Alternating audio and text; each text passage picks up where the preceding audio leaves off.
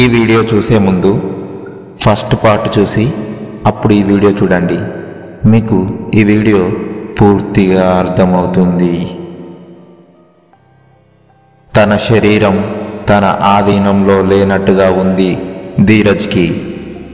అతను ఏదో కొత్త అనుభూతి పొందుతున్నట్లు అనిపించింది. అతని శరీరం అంతా ఆహ్లాదంగా మారిపోయింది. ఎప్పుడు తెల్లారిందో తెలియడం లేదు. ధీరజ్కి రాను రాను కమలిని మీద భయం కంటే తనకు జరిగిన గతం తెలుసుకోవాలన్న తపన ఎక్కువయింది. మిగతా ఇద్దరికి తెలియకుండా తానే ముందుగా తెలుసుకోవాలని అనుకున్నాడు. అందుకే సాయంత్రాలు తొందరగా ఇంటికి వచ్చి తొందరగా నిద్రపోతున్నాడు. మిగిలిన ఇద్దరు గాఢ నిద్రలో ఉండగా మేల్కొని తన రాకకై ఎదురు చూస్తున్నాడు. కానీ 3 రోజులు గడిచినా తన జాడ లేదు. 4వ రోజు అతను అర్ధరాత్రి రూము నుండి బయటకు వచ్చాడు. అతను హైవే పైకి చేరుకున్నాడు. అక్కడ దాదాపు 1 గంట పైనే వెతికాడు. కానీ కనీసం ఒక చిన్న కుక్క కూడా కనిపించలేదు. అతనికి ఆత్రం ఎక్కువైంది రోజు రోజుకి. భయపడుతున్నప్పుడు కనిపించిన మనకు భయపెట్టేది. కానీ తన గురించి తెలుసుకోవటానికి ప్రయత్నిస్తే మాత్రం కనిపించటం లేదు అనుకుంటూ బైకుని తిప్పి టైం చూసుకున్నాడు. సమయం రాత్రి 1 గంట అవుతుంది. విచిత్రమేమిటంటే 3 రోజుల ముందు ఈ దారిలో రావాలంటే వాళ్ళంతా భయంతో వెళ్ళేవాడు. కానీ ఆ రాత్రి ఏమి జరిగిందో తెలియదు. భయం స్థానంలో ఆమె గురించి తెలుసుకోవాలన్న ఆతృత ఎక్కువ అయింది. అయినా అమ్మాయిలైనా ఆత్మలైనా ఇష్టపడితే కనిపిస్తారు. కానీ కష్టంగా కాదు. పోనీలే మనకు అవకాశం లేదు అనుకుంటూ బైక్ స్టార్ట్ చేసి ముందుకు వెళుతున్న అతని నడుము చుట్టూ చేతులు బిగుసుకుంటున్నాయి. అతని శరీరానికి మృదువైన శరీరం హత్తుకొని కూర్చొని ఉంది. అతనికి ఒళ్ళంతా పులకరించిపోయింది. కమలిని అని ప్రేమగా పిలిచాడు అతను. ఆమె అతని భుజం పైన తన తల ఉంచి చెప్పు అని పలకరించింది. దానికి అతడు 3 రోజుల నుండి ఎందుకు కనబడలేదు అంటుంటే, మీ మనుషుల మాదిరే మాకు కొన్ని పనులుంటాయి, అవి మేము నెరవేర్చుకోవాలి అంటూ అతని చెంపలు తడిమింది. అతను అంటే మాకు కూడా చెప్పకుండా ఉండే అంత పర్సనలా అంటున్న అతనితో, సమయం వచ్చినప్పుడు అన్నీ తెలుస్తాయి అంటూ అతన్ని హత్తుకుంది కమలిని. ఒరే అబ్బాయిలు ఏమి చేస్తున్నారా అంటూ వచ్చిన ఇంటి ఓనర్ చుట్టూ 3 కూర్చొని, ఏమి లేదు బాబాయ్, ఈరోజు ఆదివారం కదా, ఏదైనా చేసుకొని ఇంట్లోనే రెస్ట్ తీసుకోవాలని అనుకుంటున్నాం. అయినా ఏంటి బాబాయ్ ఈరోజు స్పెషల్గా మా దగ్గరకు వచ్చారు అంటున్న నవీన్తో, ఏమి లేదురా అబ్బాయి, మొన్న మీతో చెప్పిన కదా కమలిని గురించి. ఆ తర్వాత వారి స్నేహితులు అయిపులేరని, అందులో సౌమ్య అనే అమ్మాయి ఎవరో నిన్న క్రూరంగా చంపేశారంట. కానీ విచిత్రం ఏమిటంటే 3 రోజులుగా ఎవరో కనిపిస్తున్నారంటూ పిచ్చిదానిలా ప్రవర్తించి మరుసటి రోజు తను చనిపోయిందంట. ఒళ్ళంతా రక్తం, గాయాలు. కానీ ఆమె చావుకు కారణం డాక్టర్స్ కూడా అర్థం కాలేదంట. అందుకే అనుమానాస్పద మృతి కింద కేసు నమోదు చేశారంట. అయినా ఈ అమ్మాయిలు విచిత్రంగా చనిపోతున్నారు అంటూ వెళ్ళిపోతున్న అతన్ని చూస్తూ ఇద్దరికీ అర్థం కాలేదు. కానీ ధీరజ్కి కొంత అనుమానం వచ్చింది. తను మౌనం వహించాడు. విషయాలు మనకే చెప్తున్నాడు అనుకుంటూ బయటకు వెళ్ళిపోయారు వాళ్ళు. ఒరే అబ్బాయిలు ఇది విన్నారా, అందులోని 3వ అమ్మాయి రజితను కూడా చంపేశారంట.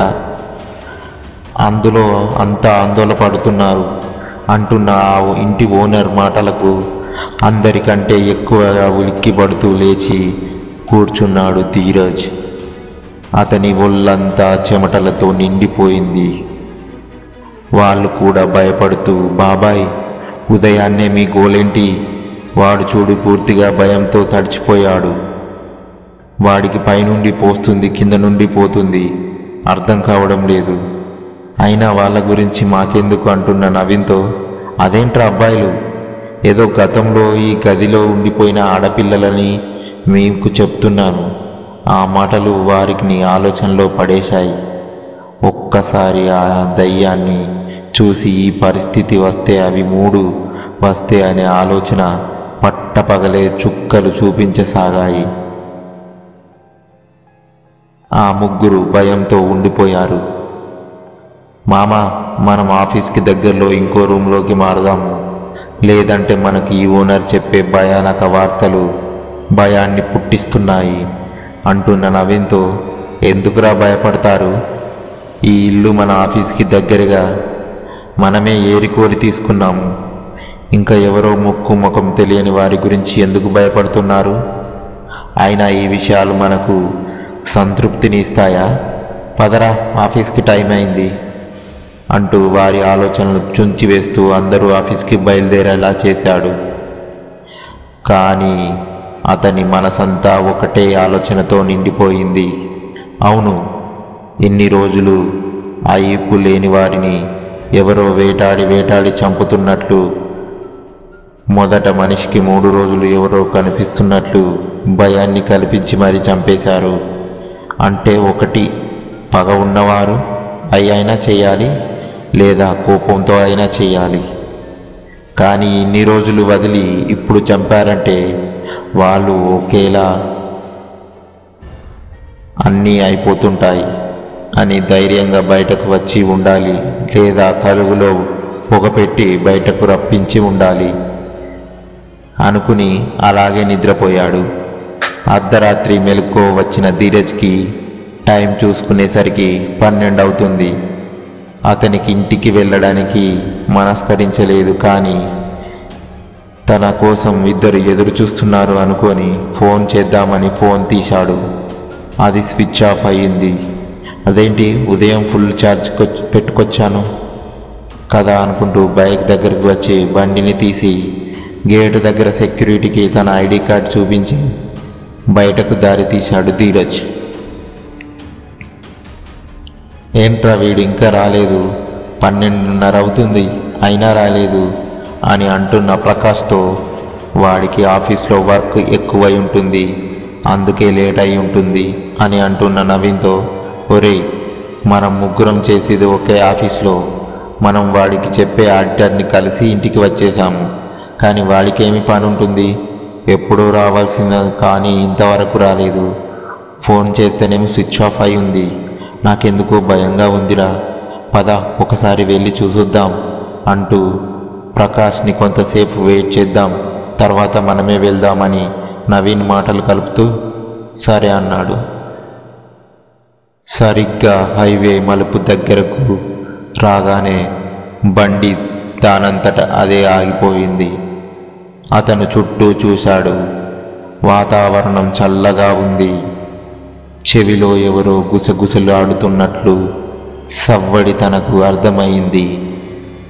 తను కమలిని అని పిలిచాడు. అవతల నుండి ఎటువంటి సవ్వడి లేదు.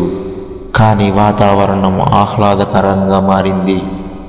ఆ స్ట్రీట్ లైట్స్ అన్నీ వరుసగా ఆరిపోసాగాయి.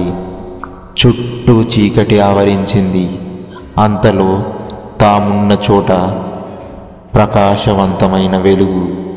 ఆ వెలుగులో వెలిగిపోతున్న అందమైన డ్రెస్సులో కమలిని వెలిగిపోతుంది.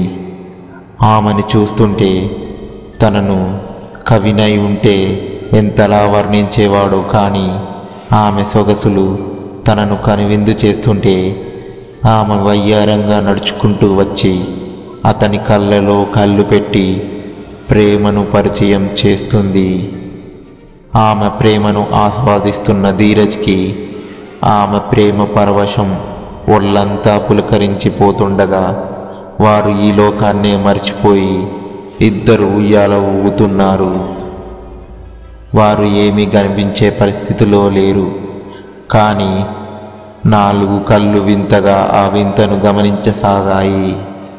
అవి ప్రకాష్, నవీన్వి.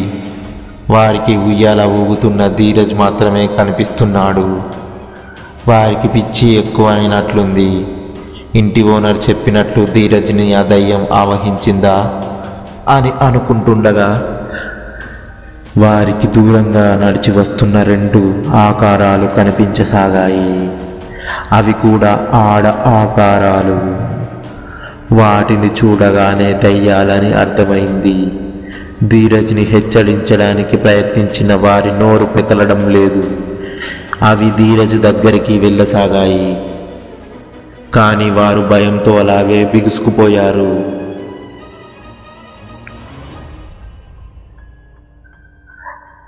వారికి నోరు ఎంతకు పెగలడం లేదు. ఎలాగైనా ధీరజ్ని కాపాడాలి అనుకుంటూ వేగంగా అతని దగ్గరకు పరిగెత్తారు. అప్పటి వరకు ఉయ్యాల ఊగుతున్న ధీరజ్ ఊహల లోకంలో విహరిస్తున్నాడు. అతని చుట్టూ మైకం అనే తెర కమ్ముకుంది. నవీన్, ప్రకాష్లు ఇద్దరు ధీరజ్ని చేరుకున్నారు. అతను వారిని గమనించే పరిస్థితిలో లేడు.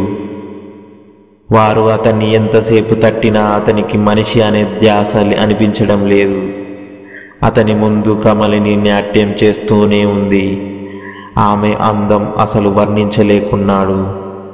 కానీ వారిద్దరూ అతి కష్టం మీద అతన్ని ఇంటికి తీసుకొచ్చారు. వారి బైక్ కూడా అక్కడే వదిలేసి వచ్చేశారు. అతన్ని ఇంటికి చేర్చిన అతను తన్మయత్వం నుండి ఇంకా బయటపడలేదు. కోపం పట్టలేక నవీన్ గట్టిగా ఒక్కటిచ్చాడు, అంతే. అప్పటి వరకు ఉన్న మత్తు వదిలి, ఏంట్రా ఇంకా నిద్రపోకుండా సన్నసుల్లారా పడుకోండి అంటూ పడుకొండిపోయాడు. వాళ్ళేమో అతనికి పట్టిన దయ్యం వదిలిందనుకున్నారు. కానీ అతని లోకం గురించి వారికి తెలియదు. అతను కప్పిన దుస్తుల్లో వచ్చిన కమిలినితో మాట్లాడుతున్న ధీరజ్కి నుదిటిపైన ముద్దు పెట్టింది. అతను ఆమెను గట్టిగా హత్తుకున్నాడు. ఆమె ఊపిరి అతని గొంతుకను తాకుతున్నాయి. ఆమె పరవశంతో అతన్ని ఆశాంతం ఆక్రమించింది. ఒరేయ్ నాయనా లేవరా అంటున్న ధీరజ్ని ఎంత లేపినా లేవకున్నాడు. అతని ఒళ్ళు విపరీతంగా కాలుతుంది. అది చూసి అదిరిపడ్డవారు, వీడికి ఫుల్గా జ్వరం ఉంది, పద హాస్పిటల్కి వెళ్దాము అంటూ అతన్ని హాస్పిటల్ దగ్గరకు తీసుకొచ్చారు. అక్కడ 24 గంటల అబ్జర్వేషన్లో ఉంచి ట్రీట్మెంట్ చేశారు. తర్వాత అతన్ని ఇంటికి పంపించేశారు. నవీన్కి, ప్రకాష్కి నిద్ర రావడం లేదు. అసలు ధీరజ్కి ఏమవుతుందో అని బెంగ పట్టుకుంది. దాంతో వారు ఇంటి ఓనర్ని సంప్రదించి ధీరజ్ పరిస్థితి మరియు వాళ్ళు చూసిన సన్నివేశాలని వివరించారు.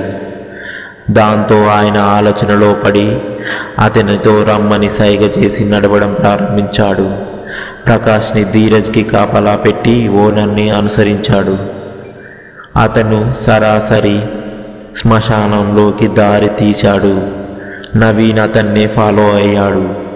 చివరికి సమాధుల మధ్య ఒక కుటీరం లాంటిది వేసుకున్న ఒక పండు ముసలి. అతను బారెడు గడ్డంతో గుర్రుగా చూస్తున్నాడు. ఆ ఓనర్ అతనికి నమస్కరించి మొత్తం వివరించాడు. అతను తన దగ్గర ఉన్న చిన్న సంచి నుండి చిన్న ఎముకలను తీసి ముందర వేసి పాచికల మాదిరి వేశాడు. తర్వాత వారి ముఖాలు చూస్తూ ఉన్నాడు. ఏమైంది స్వామి అని అంటున్న ఓనర్ని చూస్తూ గట్టిగా నవ్వసాగాడు అతను. కూర్చున్న ఇద్దరికీ అర్థం కావడం లేదు. ఏమి స్వామి అని అంటున్న వారితో, 1 కాదు 2 కాదు, ఒకదానికి ఒకటి తెలియకుండా వాడితో కామకేలి ఆడుతున్నాయిరా. అందుకే వాడి రక్తాన్ని గ్రోలుతున్నాయి. 1 కాపాడుతుంటే 2 వాడిపైన పగ సాధిస్తున్నాయి.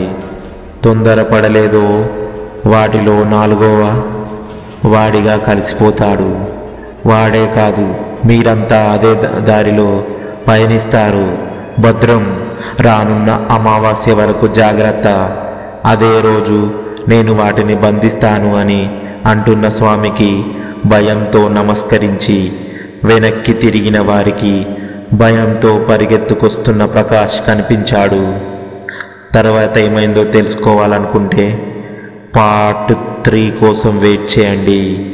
అదే చివరి పార్ట్. ఈ వీడియో మీకు నచ్చినట్లయితే లైక్ చేసి కామెంట్ చేయండి.